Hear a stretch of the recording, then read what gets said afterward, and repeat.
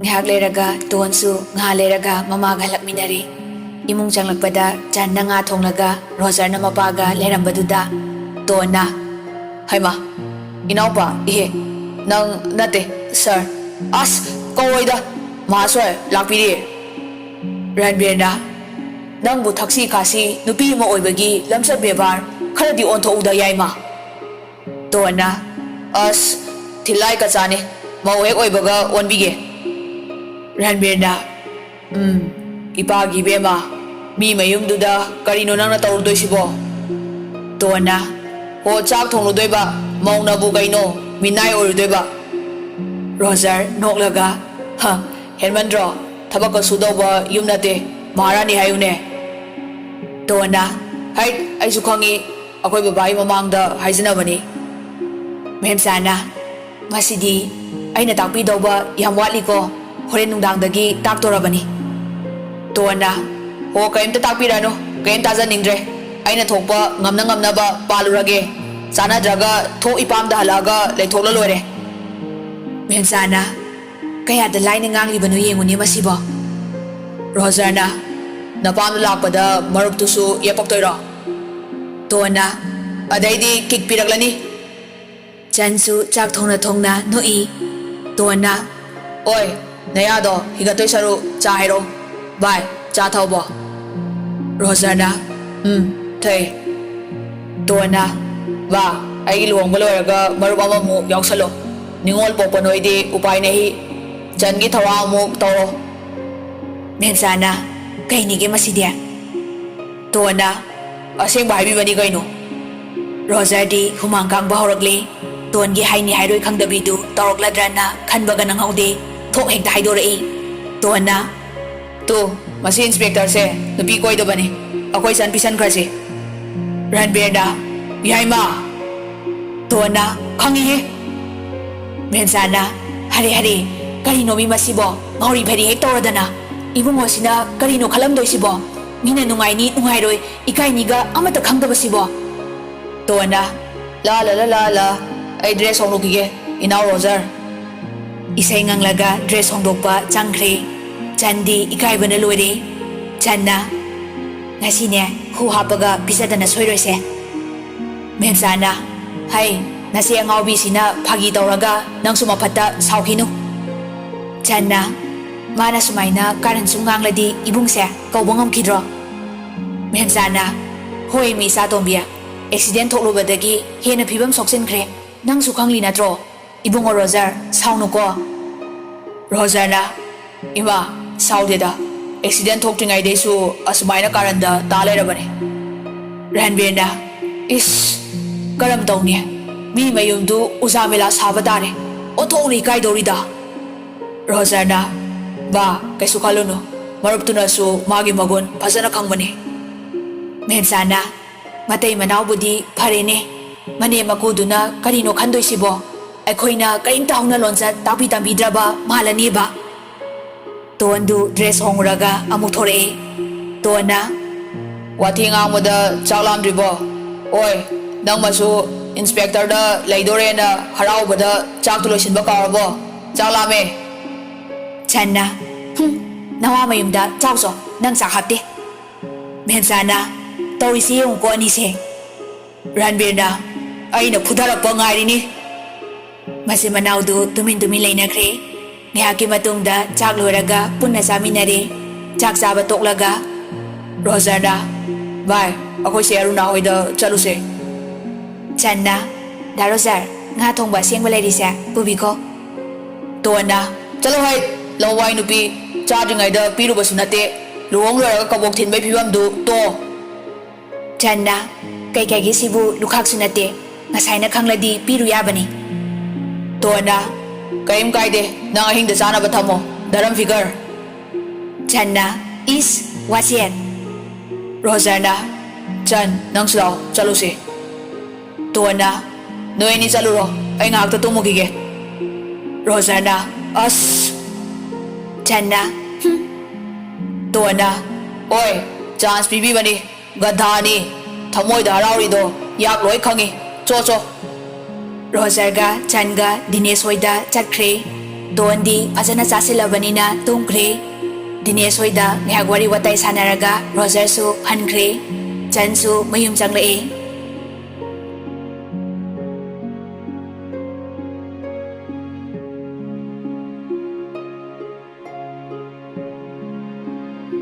Asomna matamdi khangaude. Numit mari nida ngaire. Pochai leiba haure. Memsa su hotel lepaga masagi pochai leiba nutigi chatli. Numitu pochai leiruba halakpada. Memsa na Haima Yaima karino tawridubo Tuana kaidorage ima lambi si napi ngakta singdoktradi haying mi mangda ikaidro Memsa na amta sango nungsa sakrasida noi dadi ne soi haying dagi lake harakpani makhoida singdohange auto dagi pochai singse pusililo Tuana kaka yumda thousand biro Memsa na Haima ngang sidi Ibungo manungda thauselasi Auto driver aduna Fani dema Auto adu manungda thausinkre Sakra kanduda lambigi nageta hauriba napi singdu ton kanna phoiri Lohong dore na masada kiningbaga phauba nupi nate Adu loiraga pukridagi lekhong koluraga sangoido amo waining thina taiba haukre Ngihakta lepte mapa mamagi firol amo sudoi Channa Cheton imana laoye Chasu hairabane thasi lao Tuana hoi si phorongige dore lage Channa mamana leirappa pochai singdu mafam chana loisilli Memsana jewelry dagi leirappa sana singdu putholaga amuk yengi Channa ima aruparo Memsana nate asing ngaktani saba nanglaroina aduma sabase leirapani first ngaktani sanasu Isa tombigisu lik amaga khudopka lerakpani Channa as ima aigidi kona leirasu yabasibo cheton gi sida suna bahabi ko paisa su phanyamna loiramnani furniture gi sel leiroi ko aduni marudi Memsa nomi hoida VIP ngakta nabana singkhrabani Channa VIP natradi yadro chiche gida wakhibado kaurabo Angamba dum habla lore sibo Noi madu pukat na boho na bada Wadoy do Aidi hausik tay ure Memsana Hay nasi dadi haido kano Sarok ta na luhong baga kaini Noi taro zar na namdana Napadalak mga tumin na pirami Channa Ha Hoy ma Tuan su firol suba singdu Paururaga changai Memsana Lao Pothadana kedana laydobo matam sida Yaima nang sidi Tuana Ima Yungi tabak tauge sidaidi panglaroye Memsa harauramba maithongdu hanjinkre Mapi rachelei Imagi yaima Haraga mapi du pisi du na daithui Sese Isagi sanasi pamlaba yengula Tuana Hoima Tuandi sana asingmana karam tawi arupana kamaina tawi karinta khangzaba nate Tuana Sigumba kote korangda selyam thada doisaro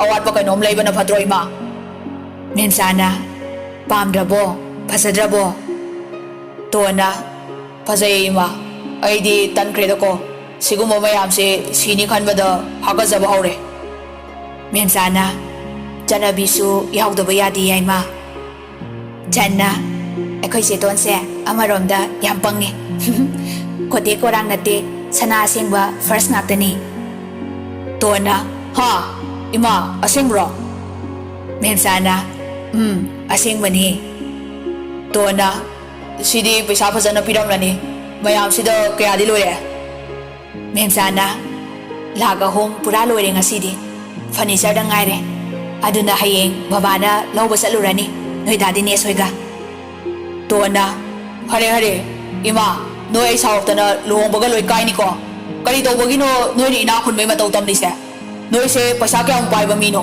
Lai rabi ay se pamle na highlight na tro Adu aradi alay babuge Awat ba do Makoy dalay raga loy lehenge Memsana Haima Masidi ba Napagi marupto Mga taba ni Handak law thokli Tuana Nasintino Jut mo tawaga luhong bigano Lagani kagtabo maruto Mga kaina Ay kayong kang loy siro Nate Kanade kaya mo pusilurage? Memsana, kanamtadagi pusade ko, singbayam na wai. Aray ba ni happy si, maray marataw no? Tuana, matangda masuwali noy kongdo. Engon daloy hapaga changina itoki ayro. Channa, ho aidi iwaga lezadri ko. Cheton loy pusa ko, imawin happy di singse. Tuana, kaino nang su matang sayda roza ko humbira daw ni. Channa, ima, ay ne, luhong bagay yaroy ko. Ngasi ne, kaday no ma chat kizani. Tuana, ngay ko chen ge su ay luhong luwa na siyalo. Channa, noy napado. Tuana, nang di ayaw pumasani na. Channa, ima. Memsana, as, nuwe ni sidi. Chandu pukawalaga sauraga thokre. Memsana, asinuway bra, nang sidi, mi mabungi kanjari sida, jutjada bangak tengang ladana. Tuana, ima, wa maibige, ako'y sanje, Roger na yam nungsijabane. Memsana, hoy ne, masani kan na nungsijabane, ima su kangi. Tuana, yam kangi ko, akangbi, kangsana, hay padi, ho pamjabane, chan long niya dumhay bane, kuirabane. Memsana, ha.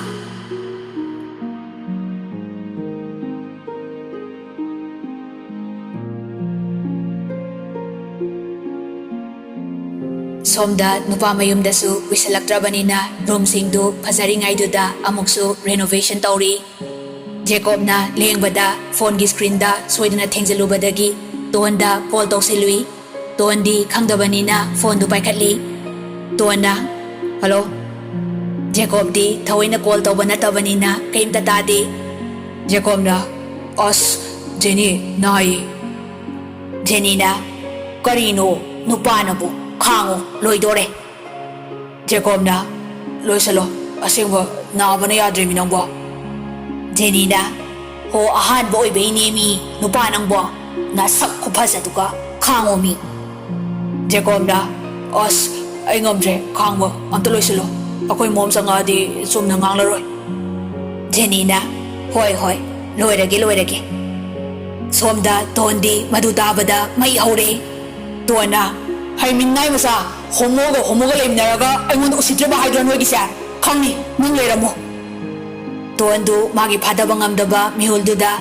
Tahoy kangdi, tahoy di kangdi. Jacob hoyda ektivado tauraga kudak tasakri.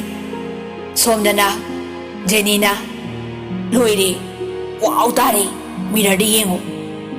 Jacob mirror du di yeng laga. Nubigay na nahan ki pisong pori sidi nabasani na, ha? Irang da naba kangli niba. Jenny na, ahan bay nabay wani. Sumpoy kradi kay sumta na diye. Jacob na, o ay di matunda po zararoy. Luhong ba sidang bor pa say hainahan gitaw wanida. Jenny na, ho nang ti haipa dunia sida layroye. Ado pazarido luhong numitati changtam na naba posak layraroy. Jacob na, asing pagkiro. Jenny na, ang. Jacob na, kaya tare. Jenny na, samsem daw suwatli. Facial taway ka. O na luhong numita lawragi. Jacob na, okay. Jenny na, adudi ay suhaydokragi. Jacob na, hoy luhong numita, mantalaw, chak sida chasi. Jenny na, yay hani, bye-bye. Jacob na, tindoktre ko bye. Jenny na, hoy.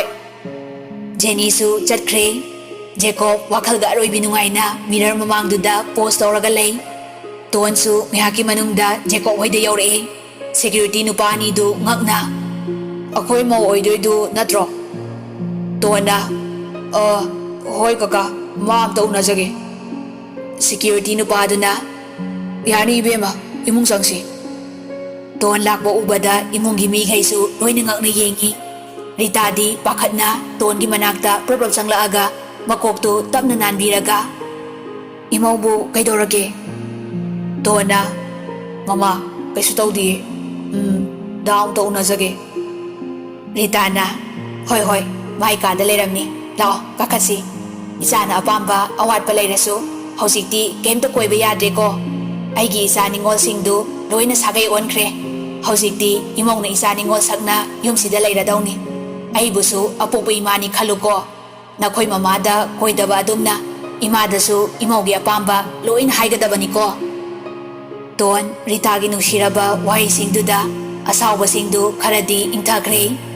ꯃꯥꯕꯨ ꯌꯨꯝꯁꯤꯒꯤ ꯃꯤꯑꯣꯏꯁꯤꯡꯅ ꯀꯌꯥꯝ ꯅꯨꯡꯁꯤꯕꯤ ꯍꯥꯏꯕꯁꯨ ꯃꯌꯦꯛ ꯁꯦꯡꯅ ꯈꯪꯂꯦ. ꯃꯤꯑꯣꯏꯕꯒꯤ ꯋꯥꯍꯩ ꯋꯥꯇꯥꯗꯨꯅ ꯃꯤꯁꯤꯡꯗꯨꯒꯤ ꯃꯒꯨꯟ ꯈꯪꯉꯤ ꯍꯥꯏꯗꯨꯅꯤ. ꯃꯃꯧ ꯑꯣꯏꯗꯣꯔꯕꯤ ꯇꯣꯟꯕꯨ ꯃꯆꯥꯅꯨꯄꯥꯒꯤ ꯀꯥꯗ ꯀꯥꯈꯠꯃꯤꯟꯅꯔꯛꯏ. ꯔꯤꯇꯥꯅ ꯊꯣꯏꯕ. ꯖꯦꯀꯣꯕꯅ ꯃꯥ. ꯔꯤꯇꯥꯅ ꯊꯣꯡ ꯍꯥꯡꯉꯣ. ꯖꯦꯀꯣꯕꯅ ꯑꯧ. ꯖꯦꯀꯣꯕꯅ ꯊꯣꯡꯗꯣ ꯍꯥꯡꯗꯣꯔꯛꯄꯗ ꯇꯣꯟ ꯂꯦꯞꯄꯒ ꯂꯩꯔꯝꯕꯗꯨ ꯁ꯭ꯋꯥꯏ ꯂꯥꯎꯏ. ꯖꯦꯀꯣꯕ ꯋꯥꯈꯜꯗ ꯃꯊꯟꯇ ꯈꯜꯂꯤ. ꯑꯩꯕꯨ ꯃꯪꯂꯣ ꯇꯥꯏꯕꯪꯂꯣ? ꯃꯥꯏꯁꯤ ꯆꯨꯝꯅ ꯂꯥꯛꯄꯗꯤ ꯅꯠꯇ꯭ꯔꯦ. ꯑꯩꯕꯨ ꯀꯔꯤ ꯂꯥꯜꯂꯨꯔꯒꯦ ꯇꯧꯔꯤꯁꯤꯕꯣ? ꯔꯤꯇꯥꯅ ꯍꯩꯃꯥ ꯊꯣꯏꯕ. ꯖꯦꯀꯣꯕꯅ ꯑꯩꯅ ꯀꯔꯤ ꯅꯠꯇꯦ ꯍꯥꯎ ꯀꯩꯗꯧꯔꯒꯦ ꯃꯃꯥ? ꯔꯤꯇꯥꯅ ꯏꯃꯧꯁꯦ ꯅꯪꯒ ꯀꯩꯒꯨꯝꯕ ꯈꯔ ꯋꯥꯔꯤ ꯁꯥꯟꯅꯅꯤꯡ ꯃꯥꯜꯂꯦ. ꯏꯕꯦꯝꯃ ꯆꯪꯉꯣ, ꯏꯃꯥ ꯀꯣꯐꯤ ꯁꯦꯝꯍꯜꯂꯛꯀꯦ. ꯇꯣꯟꯅ ꯌꯥꯔꯅꯤ ꯃꯃꯥ. ꯔꯤꯇꯥꯅ ꯌꯥꯔꯣꯏ ꯏꯃꯥ ꯀꯨꯝꯃꯒꯦ. ꯁꯥꯟꯅꯔꯣ ꯑꯋꯥꯠꯄ ꯂꯩꯔꯁꯨ ꯍꯥꯏꯔꯛꯎꯀꯣ. ꯇꯣꯟ ꯅꯣꯛꯃꯤ ꯍꯣꯏ ꯃꯃꯥ. ꯃꯃꯥ ꯀꯨꯝꯊꯈꯤꯕ ꯐꯥꯎ ꯇꯣꯟ ꯃꯣꯃꯣꯟ ꯅꯣꯛꯁꯤꯟꯅꯩ. ꯃꯃꯥꯏꯗꯨ ꯁꯣꯝꯗ ꯁꯠ ꯂꯩꯁꯤꯜꯂꯛꯄꯗꯗꯤ ꯅꯣꯛꯂꯝꯕ ꯃꯥꯏꯊꯣꯡꯗꯨ ꯁꯠ ꯍꯣꯡꯗꯣꯛꯈꯤ. ꯁꯧꯔꯥꯡꯅꯕꯒꯤ ꯁꯛꯐꯝꯗ ꯖꯦꯀꯣꯕꯇ ꯃꯃꯤꯠꯇꯨ ꯈꯥꯅ ꯌꯦꯡꯂꯛꯏ. ꯖꯦꯀꯣꯕꯇꯤ ꯍꯨꯃꯥꯡ ꯀꯥꯡꯕ ꯍꯧꯔꯦ. ꯇꯣꯟꯅ ꯊꯣꯡꯗꯨ ꯀꯝ ꯊꯤꯡꯖꯤꯟꯕꯗ ꯖꯦꯀꯣꯕ ꯈꯪꯄ꯭ꯔꯦꯛ ꯈꯪꯉꯤ. ꯖꯦꯀꯣꯕꯅ ꯇꯣꯟ ꯀꯩꯗꯧꯔꯦ? ꯖꯦꯀꯣꯕ ꯃꯁꯥꯗꯨ ꯊꯀꯠꯅ ꯃꯔꯩ ꯇꯠꯂꯤ ꯉꯥꯡꯕꯗꯨꯗ ꯈꯔ ꯅꯦꯝꯊꯔꯨꯔꯕ ꯅꯨꯄꯤꯗꯨ ꯑꯔꯣꯏꯕꯤ ꯃꯩ ꯍꯧꯔꯛꯂꯦ. ꯄ꯭ꯔꯞ ꯆꯪꯁꯤꯜꯂꯛꯂꯒ ꯖꯦꯀꯣꯕꯄꯨ ꯐꯃꯨꯡꯗ ꯂꯣꯡꯅ ꯏꯟꯊꯨꯔꯒ ꯖꯦꯀꯣꯕꯀꯤ ꯃꯕꯨꯛꯇ ꯗꯞ ꯐꯝꯖꯤꯜꯂꯤ. ꯑꯗꯨꯒ ꯃꯉꯛ ꯁꯝꯗꯨ ꯄꯥꯏꯔꯒ ꯍꯧꯖꯤꯛ ꯀꯥꯁꯤꯗ ꯂꯩꯃꯤꯟꯅꯔꯝꯕ ꯍꯣꯃꯣꯔ ꯅꯨꯄꯤꯔ ꯀꯥꯏ ꯆꯠꯈ꯭ꯔꯦ? ꯖꯦꯀꯣꯕꯅ ꯍꯣꯏꯃꯥ ꯀꯩꯅꯣ ꯖꯦꯅꯤ ꯄꯥꯔꯂꯔꯒꯤ ꯖꯦꯅꯤꯗꯨꯔꯣ? ꯆꯠꯈ꯭ꯔꯦ. ꯑꯗꯨ ꯀꯩꯗꯧꯔꯒꯦ? ꯇꯣꯟꯅ ꯑꯗꯨ ꯀꯩꯗꯧꯕ ꯂꯥꯛꯑꯝꯃꯤꯅꯣ? ꯖꯦꯀꯣꯕꯅ ꯄꯤꯁꯨꯝ ꯐꯣꯏꯕ ꯃꯥꯏ ꯐꯦꯁꯤꯌꯦꯜ ꯇꯧꯕ ꯂꯥꯛꯑꯝꯕꯅꯤ. ꯇꯣꯟ ꯖꯦꯀꯣꯕꯀꯤ ꯄꯤꯁꯨꯝꯗꯨ ꯌꯦꯡꯂꯛꯏ. ꯃꯃꯥꯏꯗꯨ ꯑꯃꯨꯛ ꯅꯥꯜꯂꯒ ꯌꯦꯡꯉꯤ. ꯈꯨꯗꯛꯇꯨꯗ ꯏꯀꯥꯏꯔꯛꯏ. ꯑꯗꯨꯕꯨ ꯃꯔꯩ ꯀꯪꯌꯦꯠ ꯍꯧꯔꯛꯏ. ꯇꯣꯟꯅ ꯑꯩꯅ ꯇꯧꯒꯗꯕ ꯊꯕꯛꯇꯨ ꯅꯪꯅ ꯇꯧꯔꯕꯅꯤꯅ ꯂꯨꯍꯣꯡ ꯅꯨꯃꯤꯠꯇꯩ ꯀꯩꯗꯧꯒꯦ ꯌꯦꯡꯉꯨ. ꯖꯦꯀꯣꯕꯅ ꯅꯠꯇꯦ ꯕꯣꯔꯁꯦ ꯐꯖꯩꯅꯦ ꯍꯥꯏꯅꯕ ꯁꯨꯝ ꯀꯦꯕꯅꯦꯕ. ꯅꯪꯁꯨ ꯀꯦꯍꯟꯁꯤꯔꯥ? ꯑꯩ ꯀꯧꯒꯦ ꯑꯃꯨꯛ. ꯇꯣꯟꯅ ꯌꯥꯔꯦ ꯀꯧꯕꯤꯌꯨ ꯍꯥꯏꯗꯦ. ꯍꯣꯃꯣ ꯃꯥꯜꯂꯦ. ꯐꯖꯔꯦ ꯅꯁꯛꯇꯨ. ꯖꯦꯀꯣꯕꯅ ꯑꯁ ꯏꯀꯥꯏꯌꯦ. ꯇꯣꯟꯅ ꯅꯨꯄꯥꯅ ꯑꯗꯨꯝ ꯏꯆꯝ ꯆꯝꯅ ꯂꯩꯒꯦ ꯍꯥꯏꯗꯦ. ꯅꯆꯤꯟꯒꯗꯣ ꯂꯤꯞꯁꯇꯤꯛ ꯇꯩꯔꯒ ꯂꯥꯛꯇꯣꯏꯔꯣ ꯍꯥ? ꯖꯦꯀꯣꯕꯅ ꯑꯁ ꯇꯩꯔꯣꯏꯕ ꯇꯣꯟ. ꯇꯣꯟꯅ ꯑꯩ ꯐꯥꯎ ꯀꯦꯗꯦ ꯑꯗꯨꯒ ꯃꯥꯅ ꯍꯧꯖꯤꯛꯇꯩ ꯃꯦꯀꯞꯀ ꯍꯧꯔꯗꯅ ꯊꯤꯃꯩ. ꯖꯦꯀꯣꯕꯅ ꯂꯨꯍꯣꯡꯂꯝꯗꯥꯏꯒꯤ ꯋꯥꯈꯜ ꯅꯨꯡꯉꯥꯏꯕꯩꯅꯤ. ꯁꯤꯗꯩꯗꯤ ꯃꯇꯨꯡꯗ ꯀꯦꯔꯔꯣꯏꯗ. ꯇꯣꯟꯅ ꯀꯦꯌꯨ ꯐꯅꯦꯛꯁꯨ ꯁꯦꯠꯂꯨ. ꯖꯦꯀꯣꯕꯅ ꯑꯗꯣ ꯇꯣꯟ ꯋꯥ ꯑꯝꯇ ꯍꯥꯏꯒꯦ. ꯇꯣꯟꯅ ꯀꯩꯅꯣ ꯍꯥꯏꯔꯣ. ꯖꯦꯀꯣꯕꯅ ꯑꯝꯇ ꯀꯨꯝꯊꯒꯦꯔꯥ? ꯄꯨꯛ ꯅꯥꯔꯦ. ꯇꯣꯟ ꯒ꯭ꯌꯥꯟ ꯈꯪꯇꯥ ꯇꯥꯔꯛꯄꯗ ꯖꯦꯀꯣꯕꯇ ꯐꯝꯃꯒ ꯂꯩꯔꯝꯕꯗꯨꯗ ꯑꯃꯨꯛꯀ ꯍꯦꯟꯅ ꯏꯀꯥꯏꯔꯤ. ꯐꯨꯛ ꯍꯧꯒꯠꯂꯒ ꯐꯃꯨꯡ ꯅꯥꯀꯟꯗ ꯐꯝꯈ꯭ꯔꯦ. ꯖꯦꯀꯣꯕꯅ ꯁꯥꯎꯔꯅꯨꯁꯦ ꯀꯣꯟꯅ ꯐꯝꯃꯣ. ꯑꯩ ꯆꯔꯥ ꯋꯥꯜꯂꯨꯕꯩ ꯄꯨꯛ ꯅꯥꯕꯩꯅꯤ. ꯇꯣꯟꯅ ꯆꯠꯊꯣꯛꯑꯦ ꯁꯛꯇꯥꯁꯤꯒ ꯊꯦꯡꯉꯦ ꯑꯩ ꯆꯠꯂꯦ. ꯇꯣꯟꯅ ꯍꯧꯒꯠꯂꯒ ꯆꯠꯀꯦ ꯇꯧꯕꯗ ꯖꯦꯀꯣꯕꯅ ꯃꯈꯨꯠꯇꯨ ꯇꯥꯞ ꯐꯥꯔꯒ ꯅꯪ ꯁꯥꯎꯗꯣꯏꯗꯤ ꯂꯥꯛꯑꯣ ꯐꯝꯃꯨ ꯂꯥꯛꯑꯣ. ꯑꯩ ꯆꯥꯛ ꯆꯥꯔꯨꯕꯩ ꯄꯨꯛ ꯅꯥꯏ ꯍꯥꯏꯕꯅꯤ. ꯑꯗꯨꯝ ꯅꯥꯔꯁꯨ ꯈꯪꯖꯔꯒꯦ. ꯇꯣꯟꯅ ꯖꯦꯀꯣꯕꯀꯤ ꯆꯨꯕꯥꯗꯨ ꯐꯠ ꯆꯤꯡꯉꯤ. ꯖꯦꯀꯣꯕꯅ ꯑꯌꯣ. ꯇꯣꯟꯅ ꯑꯩꯅ ꯁꯥꯎꯔꯤꯁꯦ ꯅꯪꯉꯣꯟꯗ ꯐꯝꯒꯦ ꯌꯥꯗꯕꯩ ꯃꯥꯟꯕ꯭ꯔꯣ ꯒꯙꯥ? ꯑꯩ ꯆꯠꯂꯦ. ꯇꯣꯟ ꯊꯣꯡꯗꯨ ꯍꯥꯡꯂꯒ ꯃꯈꯥꯗ ꯀꯨꯝꯊꯈ꯭ꯔꯦ. ꯔꯤꯇꯥꯅ ꯍꯩꯃꯥ ꯆꯠꯂꯒꯦ ꯍꯥꯏꯔꯣ? ꯉꯥꯏꯈꯣ ꯀꯣꯐꯤꯒ ꯊꯛꯈꯤꯁꯤ. ꯇꯣꯟ ꯅꯣꯛꯃꯤ ꯃꯃꯥ ꯀꯣꯟꯅ ꯊꯛꯂꯒꯦ. ꯁꯤꯗꯩꯗꯤ ꯑꯗꯨꯝ ꯄꯨꯟꯁꯤꯒꯤ ꯊꯛꯂꯗꯣꯏꯅꯤ. ꯉꯁꯤꯒꯤꯗꯤ ꯍꯟꯈ꯭ꯔꯒꯦ ꯊꯦꯡꯉꯦ. ꯔꯤꯇꯥꯅ ꯀꯅꯥꯒ ꯂꯥꯛꯀꯦ? ꯇꯣꯟꯅ ꯒꯥꯔꯤ ꯃꯆꯥꯗ ꯏꯊꯟꯗ ꯂꯥꯛꯑꯦ ꯃꯃꯥ. ꯔꯤꯇꯥꯅ ꯐꯔꯦ ꯏꯃꯥ ꯊꯤꯟꯗꯣꯛꯀꯦ ꯂꯥꯛꯑꯣ. Ritana Tonbu gate fau thiluraga prap masanupai kada lai. Ritana Thoiba imau lai si maram amadi leiramni. Kaidorurage nangna ha kai hairurage ba. Jagomna as akoy masima mathong maram sakangdana mi asabotu phajana poro hairambani magi apambado daglambani. Ritana ye phare phare aidi pakhalure. Somda tonsu mayum yaure. Memsana kaida salui yaima mapan thoklanu tawhidini nangbo. Tona imanabi amagi invite kawame pirubane. Memsana phare phare